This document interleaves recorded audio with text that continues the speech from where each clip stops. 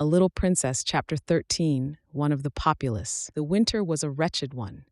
There were days on which Sarah tramped through snow when she went on her errands. There were worse days when the snow melted and combined itself with mud to form slush.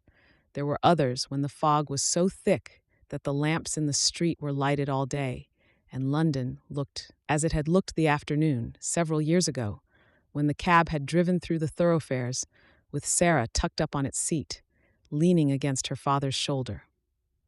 On such days, the windows of the house of the large family always looked delightfully cozy and alluring, and the study in which the Indian gentleman sat glowed with warmth and rich color. But the attic was dismal beyond words. There were no longer sunsets or sunrises to look at, and scarcely ever any stars, it seemed to Sarah. The clouds hung low over the skylight and were either gray or mud color, or dropping heavy rain. At 4 o'clock in the afternoon, even when there was no special fog, the daylight was at an end. If it was necessary to go to her attic for anything, Sarah was obliged to light a candle. The women in the kitchen were depressed, and that made them more ill-tempered than ever. Becky was driven like a little slave. "'Twarn't for you, miss," she said hoarsely to Sarah one night when she had crept into the attic.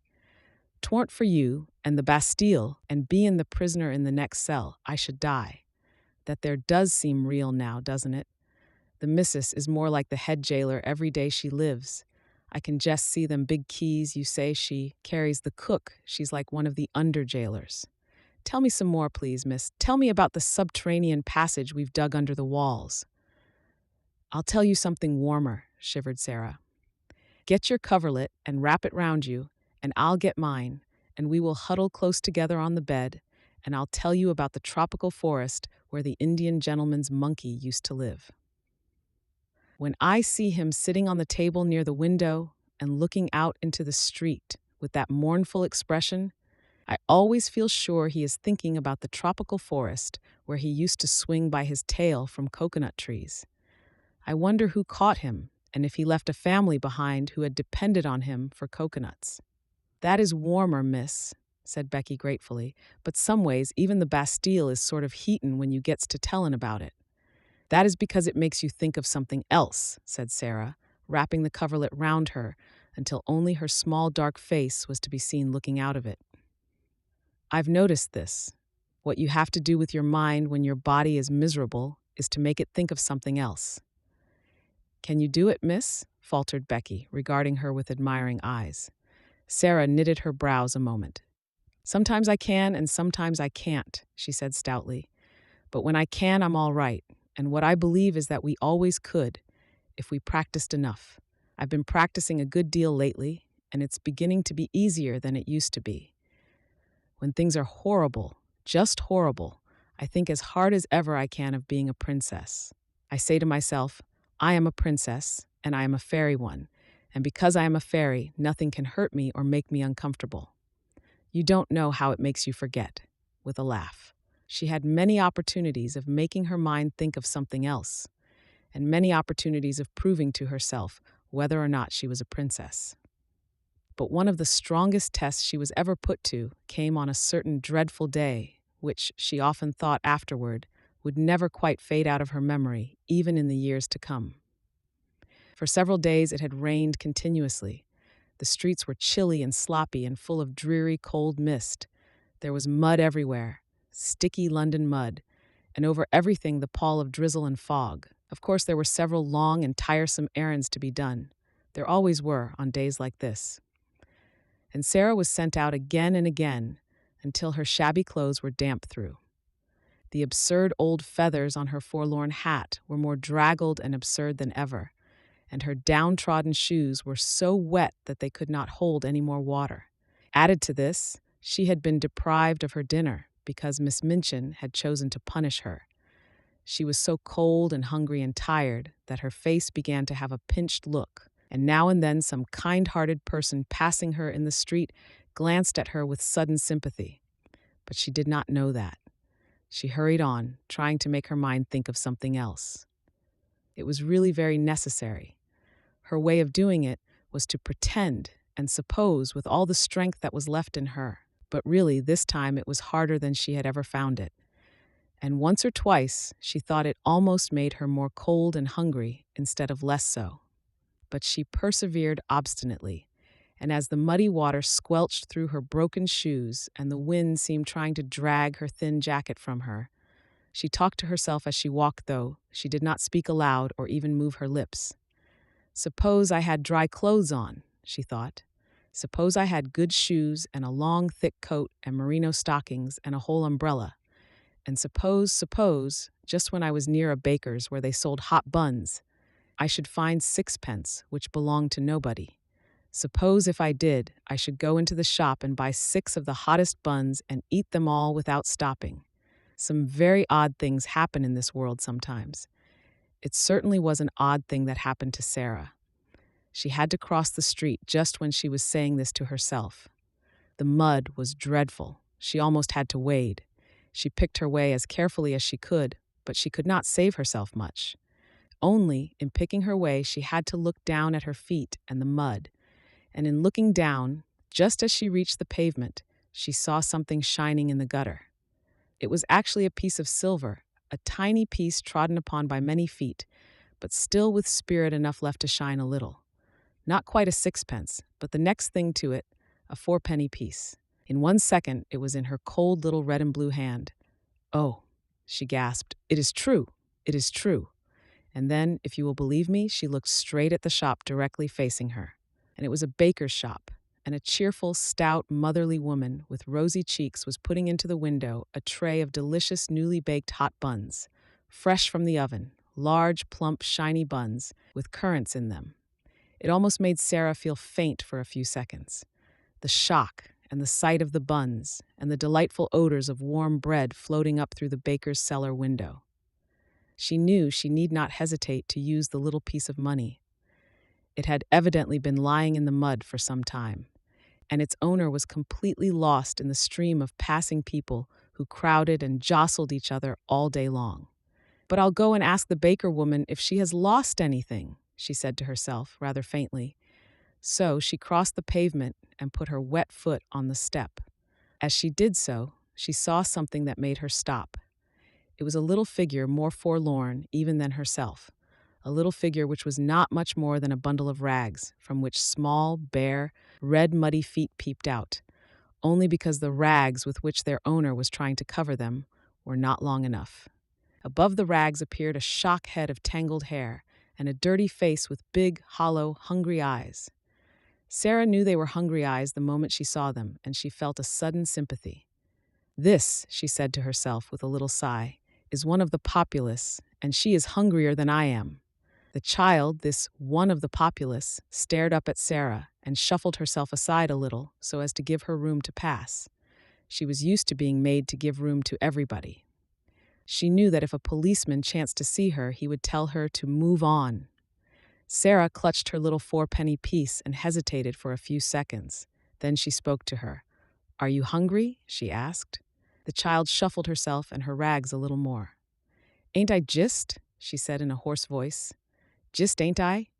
"Haven't you had any dinner?" said Sarah. "No dinner," more hoarsely still and with more shuffling. "Nor yet no breakfast, nor yet no supper, no nothin'." "Since when?" asked Sarah. "Dunno, never got nothin' today, nowhere. I've axed and axed." Just to look at her made Sarah more hungry and faint. But those queer little thoughts were at work in her brain, and she was talking to herself, though she was sick at heart. "If I'm a princess," she was saying, "if I'm a princess, when they were poor and driven from their thrones, they always shared with the populace. If they met one poorer and hungrier than themselves, they always shared. Buns are a penny each. If it had been 6 pence, I could have eaten 6. It won't be enough for either of us, but it will be better than nothing." "Wait a minute," she said to the beggar child. She went into the shop. It was warm and smelled deliciously. The woman was just going to put some more hot buns into the window.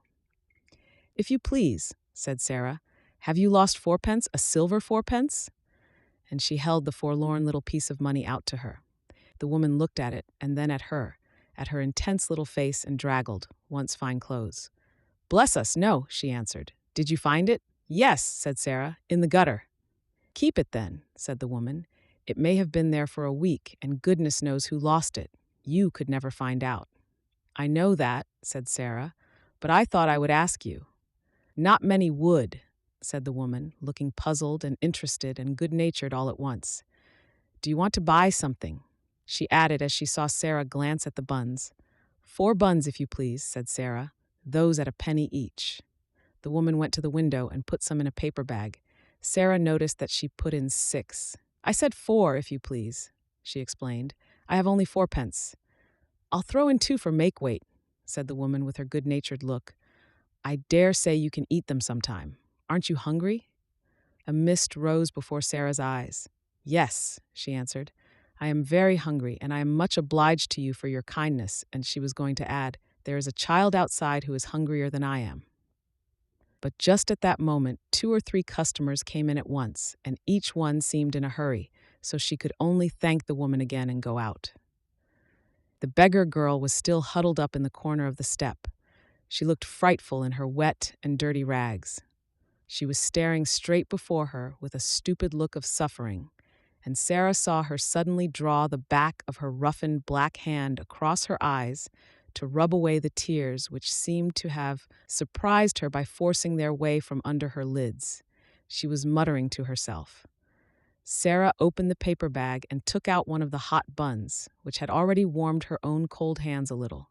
"See," she said, putting the bun in the ragged lap. "This is nice and hot. Eat it, and you will not feel so hungry." The child started and stared up at her, as if such sudden amazing good luck almost frightened her. Then she snatched up the bun and began to cram it into her mouth with great wolfish bites. "Oh my," Sarah heard her say hoarsely in wild delight. "Oh my!" Sarah took out 3 more buns and put them down. The sound in the hoarse, ravenous voice was awful. "She is hungrier than I am," she said to herself. "She's starving." But her hand trembled when she put down the 4th bun. "I'm not starving," she said, and she put down the 5th. The little ravening London savage was still snatching and devouring when she turned away. She was too ravenous to give any thanks, even if she had ever been taught politeness, which she had not. She was only a poor little wild animal. "Goodbye," said Sarah. When she reached the other side of the street, she looked back. The child had a bun in each hand and had stopped in the middle of a bite to watch her. Sarah gave her a little nod, and the child, after another stare, a curious lingering stare, jerked her shaggy head in response, and until Sarah was out of sight she did not take another bite or even finish the one she had begun. At that moment the baker woman looked out of her shop window. "Well, I never!" she exclaimed. "If that young un hasn't given her buns to a beggar child, it wasn't because she didn't want them either. Well, she looked hungry enough. I'd give something to know what she did it for." She stood behind her window for a few moments and pondered. Then her curiosity got the better of her. She went to the door and spoke to the beggar child. "Who gave you those buns?" she asked her. The child nodded her head towards Sarah's vanishing figure. "What did she say?" inquired the woman. "Axed me if I was ungry," replied the hoarse voice. "What did you say?" "Said I was jist. And then she came in and got the buns and gave them to you, did she?" The child nodded. "How many?" "5. The woman thought it over. "Left just 1 for herself," she said in a low voice. "And she could have eaten the whole 6. I saw it in her eyes." She looked after the little draggled, faraway figure and felt more disturbed in her usually comfortable mind than she had felt for many a day. "I wish she hadn't gone so quick," she said. "I'm blessed if she shouldn't have had a dozen." Then she turned to the child. "Are you hungry yet?" she said. "I'm allus hungry," was the answer, "but ain't as bad as it was." "Come in here," said the woman, and she held open the shop door. The child got up and shuffled in. To be invited into a warm place full of bread seemed an incredible thing. She did not know what was going to happen. She did not care, even. "Get yourself warm," said the woman, pointing to a fire in the tiny back room.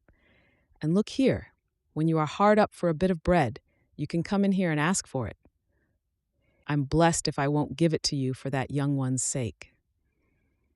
Sarah found some comfort in her remaining bun. At all events, it was very hot, and it was better than nothing. As she walked along, she broke off small pieces and ate them slowly to make them last longer. "Suppose it was a magic bun," she said, "and a bite was as much as a whole dinner. I should be overeating myself if I went on like this." It was dark when she reached the square where the select seminary was situated. The lights in the houses were all lighted. The blinds were not yet drawn in the windows of the room where she nearly always caught glimpses of members of the large family. Frequently at this hour she could see the gentleman she called Mr. Montmorency sitting in a big chair with a small swarm round him, talking, laughing, perching on the arms of his seat or on his knees, or leaning against them. This evening the swarm was about him, but he was not seated. On the contrary, there was a good deal of excitement going on. It was evident that a journey was to be taken, and it was Mr. Montmorency who was to take it. A brougham stood before the door, and a big portmanteau had been strapped upon it. The children were dancing about, chattering and hanging on to their father. The pretty rosy mother was standing near him, talking as if she was asking final questions. Sarah paused a moment to see the little ones lifted up and kissed, and the bigger ones bent over and kissed also. I wonder if he will stay away long, she thought. The portmanteau is rather big. Oh dear, how they will miss him. I shall miss him myself, even though he doesn't know I am alive. When the door opened, she moved away, remembering the sixpence. But she saw the traveler come out and stand against the background of the warmly lighted hall, the older children still hovering about him. Will Moscow be covered with snow? Said the little girl Janet. Will there be ice everywhere? Shall you drive in a drosky? Cried another. Shall you see the Tsar? I will write and tell you all about it, he answered, laughing. And I will send you pictures of moujiks and things. Run into the house. It is a hideous, damp night.